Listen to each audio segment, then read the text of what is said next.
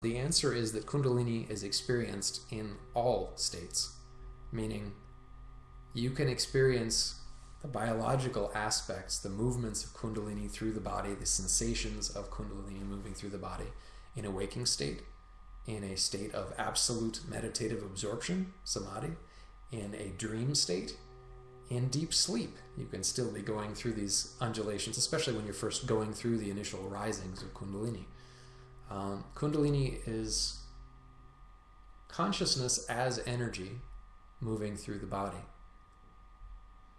It is not a state. It is rather an activity going through you, if that makes sense.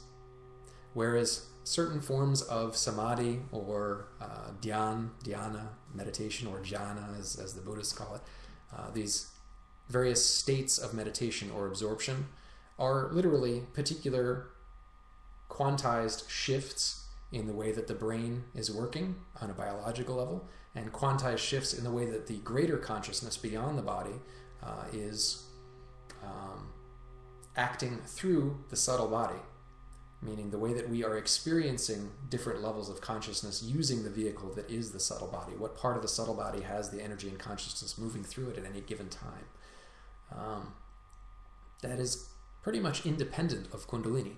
What Kundalini does as an active principle, as an energy moving through the body that is the subconscious unifying gradually with different aspects of conscious mind, Kundalini literally creates a thoroughfare or highway for energy and consciousness running through the central core of the body, running through all the endocrine glands, all the different parts of the spinal nerves and vagus nerves that are connected to different parts of the brain. And in doing so, it allows you to run as if your processors are running in parallel instead of serially. Most people experience one particular emotion or one particular thought over and over again, and they are stuck in that for some period of their day, and then they might shift out of it. You know, if they're at work, they might be, oh, I'm at work, I've got to get this done again, and then they go on lunch break, and woohoo, they're having a beer, they're enjoying their friends, completely separate state, and then they get back to work, and oh, I'm at work again. External circumstances make me what I am.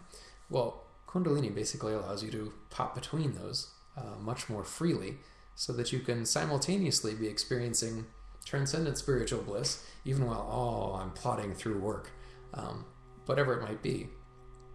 All of this stuff is accessible at once instead of having to really make an effort or being affected by external environment to shift from one center of your brain or your body at a time. Because of that, because Kundalini opens up this rapid experience and also a much more visceral experience of all of these layers of consciousness.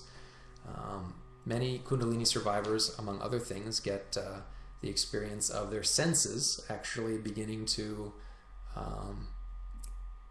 bleed over into each other, but not in a sense of dis-ease, meaning they experience synesthesia, the blending of senses, where they listen to music and they see light as a result, or they're seeing something and it comes to them as music or as changes in their physical sensation or as smell.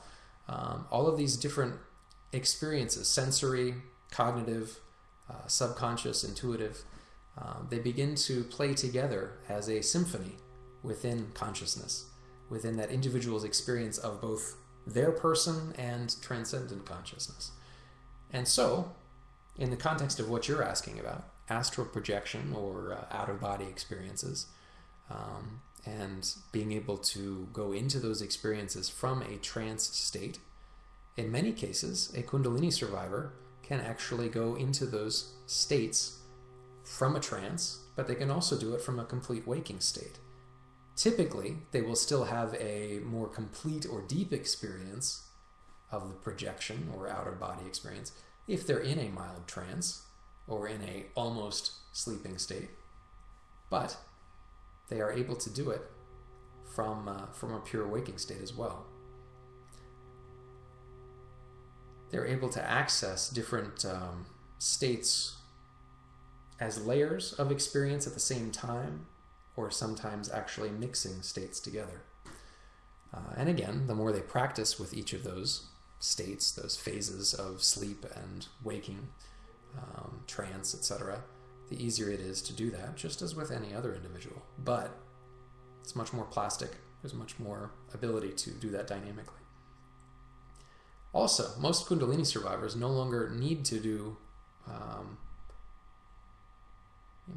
if they wanted to experience something that was going on elsewhere, something that was going on with a friend on the other side of the world, in another country, they wouldn't need to do astral projection to experience it, because they can actually, through this massive thoroughfare they've opened up in their subtle body, they can just basically be there instantaneously without any sort of projecting out of their physical experience. Even though they're fully present in their physical body, they can experience what's going on in that other place or with that other person to some extent.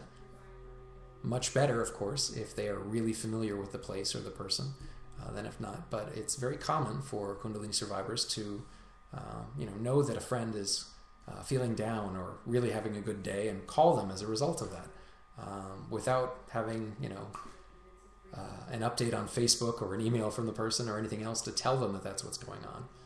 They become increasingly empathic with people who are far away. You could be on the moon lander and you'd still be able to feel this. You can learn to do the same thing with visual projection without having to, again, feel like you're projecting out of your body. Instead, boom, you're just there.